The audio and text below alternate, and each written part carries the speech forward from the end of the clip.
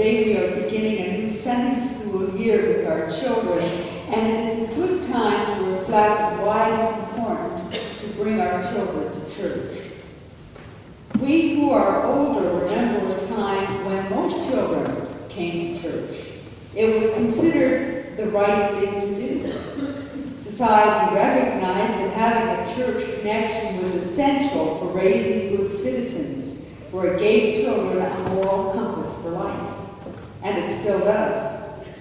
But for at least one generation, if not two, the church has moved from the center to the periphery of society, and today it's difficult to convince parents that fellowship within the church is integral to a full and complete life for both themselves and their children. Yet we know statistically that belonging to a church family is essential for a healthy, spiritual life and a centered life. Now, this little pamphlet that was put out by our main church goes into some of the reasons. I recommend it to you why it's so important to bring our children to church. And in part, it quotes the Search Institute and reads, "Statistics have proven that church involvement helps children to thrive and to make good decisions in their lives.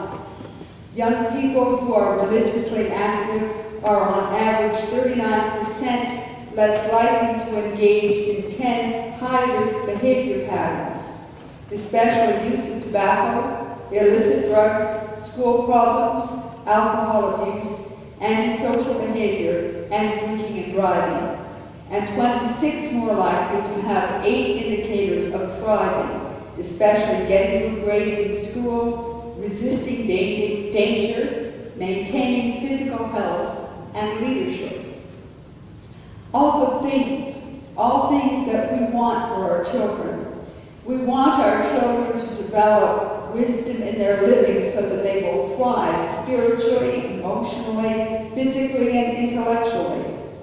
We want them to have meaningful, fulfilling lives so they may be happy and content.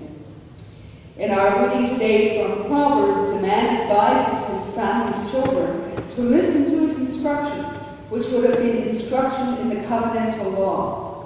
The law was understood to encode the righteousness of God and to contain within it God's way of living together in community.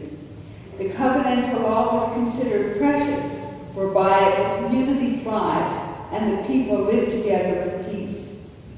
In Psalm 19, the law is described as perfect, reviving the soul, sure, making wise the simple, right, rejoicing the heart, and clear, bringing understanding or light to the eyes. The law was considered more desirable than gold and sweeter than honey.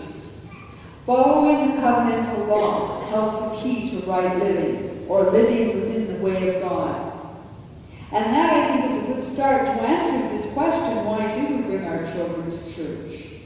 We bring our children to church to learn right from wrong, to respect for other people and respect for themselves. We bring our children to church so they may learn to focus outward rather than inward, and so learn to share, to care, and to be good citizens. But beyond all of these very good reasons to bring our children to church, there is another, more significant reason. It is the key reason that we all need to come to church, to worship, to pray, to praise, and to grow into a relationship with God, our Creator. And this has less to do with learning how to be good citizens, and everything to do with living within God in a close and intimate relationship. It goes way beyond the head knowledge of memorizing the 10 Commandments and learning Bible stories. It is a learning of the heart and the soul that teaches us about the nature of God, and so makes a relationship with Him possible. For to be in relation with anyone or any being, we need to know them. This lifelong relationship begins with the question that is literally at the center of Mark's Gospel. It is the question Jesus asked his disciples, "Who do you say I am?" This is the fulcrum point of Mark's Gospel that ends the Galilean ministry and starts us on the journey towards Jerusalem. Jesus and his disciples were in the region of Caesarea Philippi, which was the center of Roman authority and governance for the Tetrarchy of Philip, who was one of 3 of Herod the Great's sons who divided up and ruled his territory. Jesus brought his 12 closest disciples here to have a time apart, a time of reflection, and a time to gather themselves together before the journey towards Jerusalem. And in this time apart, he first asked them, "Who do the people say I am? What's the word out there on the street?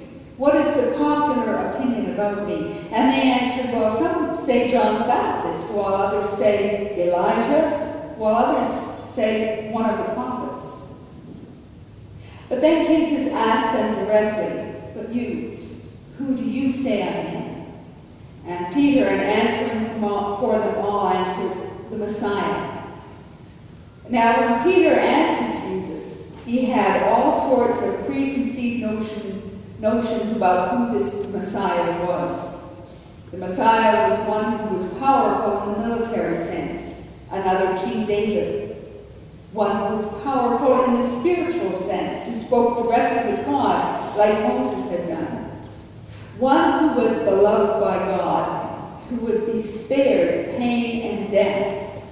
One who would use God's power and authority to rule justly and be successful.